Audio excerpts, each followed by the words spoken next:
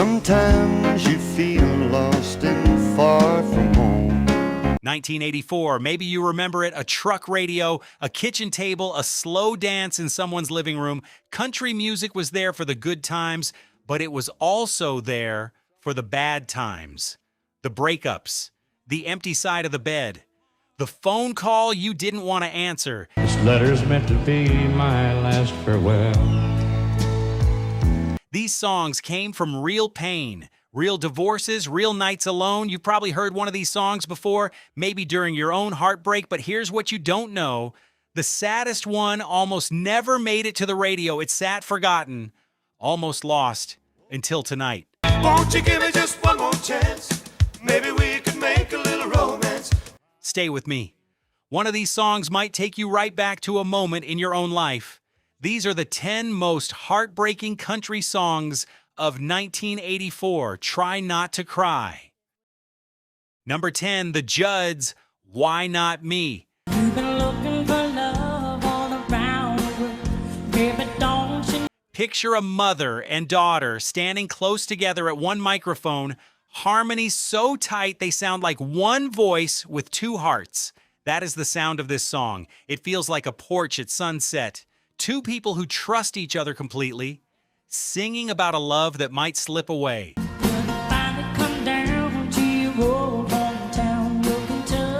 This song became a massive #1 hit in 1984, and it helped turn Naomi and Wynonna Judd into one of the biggest acts in country music. The lyrics are simple.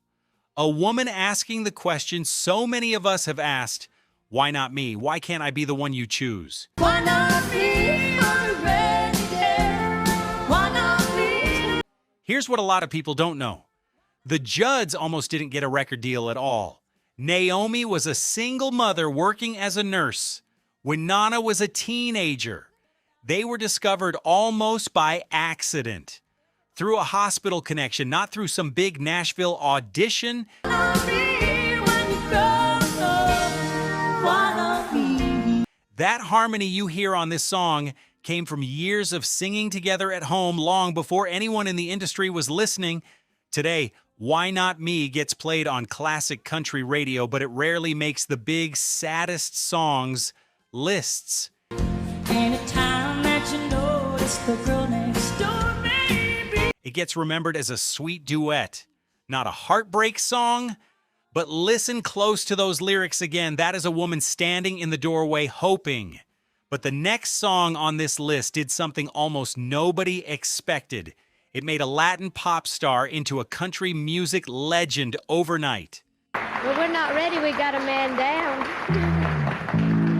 Thank you. If you grew up with this kind of country music, take a moment to subscribe to Retro Vault. This channel is about keeping these songs and stories alive, and every subscription truly helps the channel grow. It tells YouTube that real country music history still matters and helps these videos reach more people who remember this era. The more support the channel gets, the more stories we can keep bringing you. Every story you see here takes hours of digging, piecing together history, and bringing forgotten moments back to life. If you'd like to support that work, you can become a channel member. It's just the cost of a cup of coffee, but it helps us keep these stories alive, and for that, we're grateful. Number 9, Willie Nelson and Julio Iglesias, To All the Girls, tells the truth about love and loss.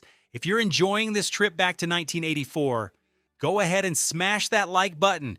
It really helps this channel keep telling these stories. Number 8, Exile, I Don't Want to Be a Memory. For a small-town dance floor. The band is up on a low stage, string lights hanging behind them. Couples are swaying slow, and somewhere in the back, someone is standing alone watching an old flame dance. List comes from a man whose voice could break your heart with just one line. Number 7, Earl Thomas Conley, Angel in Disguise. You were just another pretty face in the crowd. There is a certain kind of Nashville night, late after the bar has mostly cleared out, where the only thing left is a slow song and a broken heart in the corner booth. That is exactly where this song lives. I looked in your eyes. You took me by surprise. Earl Thomas Conley had one of the smokiest, most soulful voices in country music during the 1980s. Angel in Disguise hit #1 on the country charts in August of 1984, and it became one of several chart toppers Conley had that year alone. I've never held a hand that could. The song carries that classic Conley ache, a man trying to make sense of a love that looked perfect on the outside but was quietly falling apart underneath. In disguise.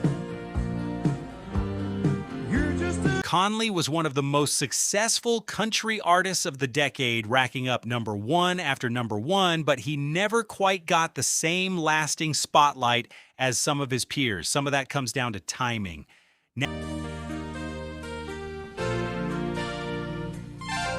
Nashville trends were shifting fast in the mid-'80s, moving toward a more polished, pop-leaning sound, and some of Conley's catalog got overshadowed by newer names. You've almost made it too easy for me to delete. There's something almost poetic in the fact that a song called Angel in Disguise ended up disguised itself, hidden inside a decade packed with so many other hits. It deserves to be remembered. #6, Ronnie Milsap, Still Losing You. Came to me again tonight. The title alone tells you everything. Not losing you. Still losing you. Like grief that never quite finishes, like a wound that keeps reopening every single day. In the image of your face. Picture Milsap at the piano, alone under a single spotlight at the Opry, his voice carrying that smooth, aching quality he was known for. Now I'm a victim of a red. Ronnie Milsap was blind since childhood, and many people who worked with him said that loss and feeling seemed to live even closer to the surface in his singing because of it. He didn't need to see a room to make it feel something.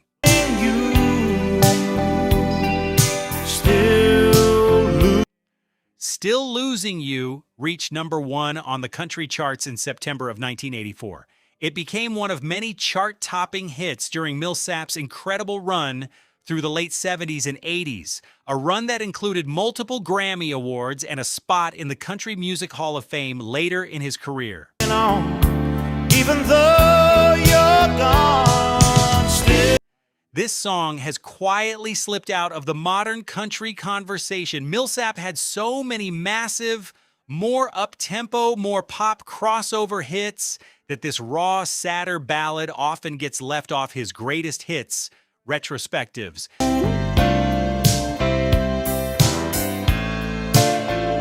But if you want to understand real heartbreak in country music, this one belongs near the top. We're halfway through this list. Which song has hit you the hardest so far? Type it in the comments. I want to know. #5, Janie Fricke, Let's Stop Talking About It. We've had a lovely conversation. There is a very specific kind of sadness in this song. It's not the sadness of a breakup that already happened. It's the exhaustion of watching one slowly coming, argument by argument, and finally just wanting it to be over. There's only so much that words can say. Janie Fricke had one of the warmest, most polished voices to come out of Nashville, and she had already built a strong following through the late 70s into the early 80s. About it and start getting down to. This song hit #1 on the country charts in the spring of 1984. It captures that moment so many couples know. When you're not fighting about anything specific anymore, you're just fighting because the love has already started slipping away and neither of you knows how to stop it. About it, I can't take any. Fricke had a run of major hits through this era, but as the decade moved on, country radio started shifting toward newer, younger voices. Many strong female artists from this period, Fricke included, saw their radio presence shrink even while their vocal talent never faded one bit. We've covered all there is. That's part of what makes revisiting a song like this so powerful. It wasn't forgotten because it wasn't good. It was forgotten because the industry moved on faster than the songs deserved. Number 4, Don Williams. That's the Thing About Love. Sometimes you feel lost and far from home. Don Williams had a voice like a porch swing creaking in the evening, low, warm, unhurried. People called him the gentle giant of country music, and that gentleness is exactly what makes this song cut so deep. It can make you so. That's the Thing About Love reached number 1 on the country charts in August of 1984. Rather than shouting about heartbreak, Williams delivers this one almost like a quiet confession to a friend at a kitchen table.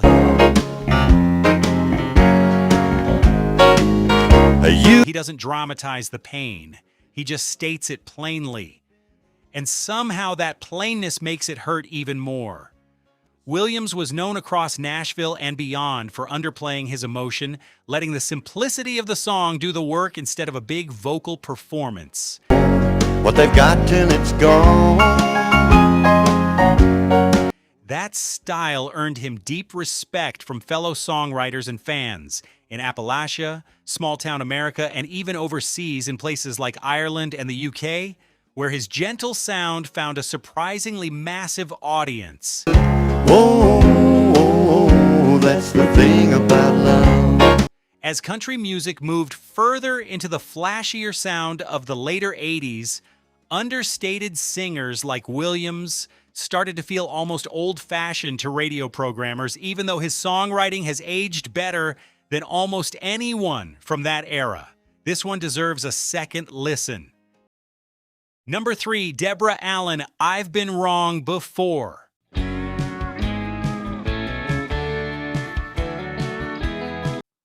This is the sound of somebody standing at a crossroads, terrified to trust their own heart again. I've Been Wrong Before hit number 1 on the country charts in April of 1984, and it captures that very specific kind of fear. Like real bad news, someone who could break my heart in two. Not the fear of losing love, the fear of hoping for it again after it's already failed you once. Deborah Allen had one of the most distinct, powerful voices in country music at the time, capable of both vulnerability and strength in the very same line. The kind you would never think could make you cry. Never thought that. This song became one of the defining hits of her career, a moment where her songwriting talent and her vocal performance lined up perfectly. A stranger to a sliding door.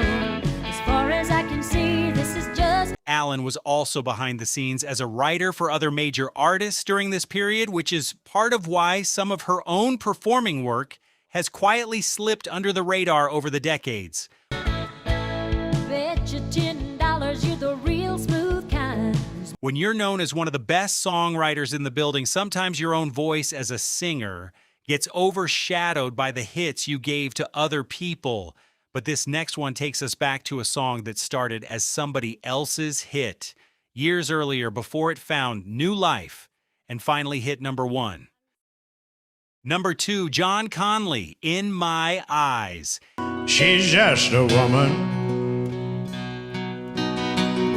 Here's a story most fans have never heard. This song was not written for John Conley at all. It was written by songwriter Barbara Wyrick, and it was first recorded 2 years earlier, back in 1982, by the legendary Conway Twitty. Woman.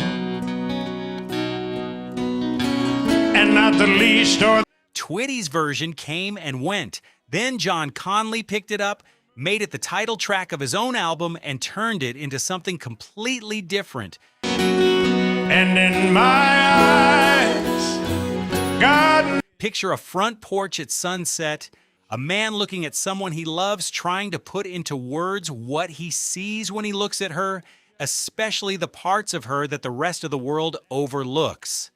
That is the heart of this song. And she looks at me at times with such surprise. It's not a breakup song in the traditional sense. It's a love song shadowed by the fear of losing something precious, the ache of hoping it lasts. She's only human. In My Eyes reached #1 on the Billboard Country Chart and stayed on the chart for 15 weeks total, becoming Conlee's 5th #1 hit. It was actually the second of 3 #1 singles in a row from that same album, an incredible run for any artist in any era. She's only human. Here's the forgotten part of this story, because this song had already been recorded once by a country legend, and because Conley had 2 other massive hits sitting right next to it on the very same album, In My Eyes often gets overlooked when people talk about the biggest heartbreak songs of the decade. But I swear that's not right. And it sits in the shadow of its own success, and now the song that still, to this day, some people call the saddest country song ever written for the year 1984. Well, we're not ready. We got a man down. Thank you. If you grew up with this kind of country music, take a moment to subscribe to Retro Vault. This channel is about keeping these songs and stories alive, and every subscription truly helps the channel grow. It tells YouTube that real country music history still matters and helps these videos reach more people who remember this era.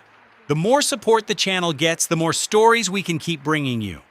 Every story you see here takes hours of digging, piecing together history, and bringing forgotten moments back to life. If you'd like to support that work, you can become a channel member.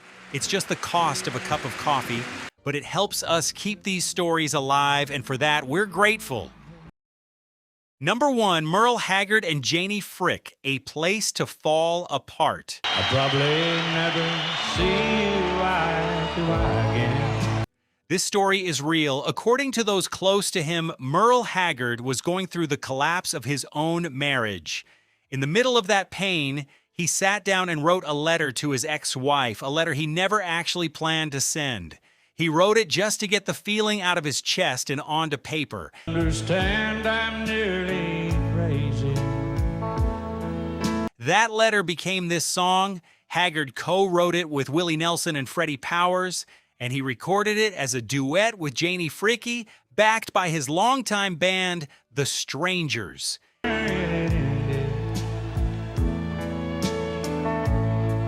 It's told from the point of view of someone completely bewildered by how their relationship fell apart, someone who just wants one honest answer before they can even begin to heal. Listen close to that opening line. I'll probably never see you eye to eye again. That's not a metaphor. That's a man admitting defeat. Looking for a place.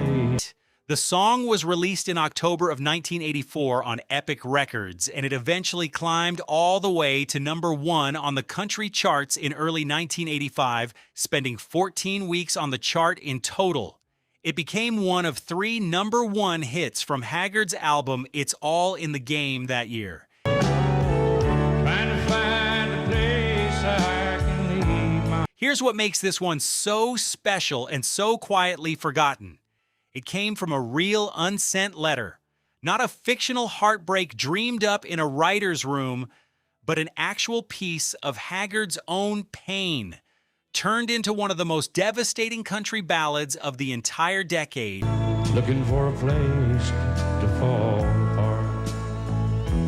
Because it arrived late in 1984 and didn't hit #1 until 1985, it sometimes gets left off best of 1984 lists entirely, even though it was written and recorded that year, born straight out of that year's Heartbreak. It all came down. I thought it... Some fans have called it one of the saddest opening lines in all of country music history. After hearing the story behind it, it's easy to understand why. Thanks for watching all the way to the end. Hit subscribe if you want more deep dives like this one. Real stories behind the songs that shaped country music.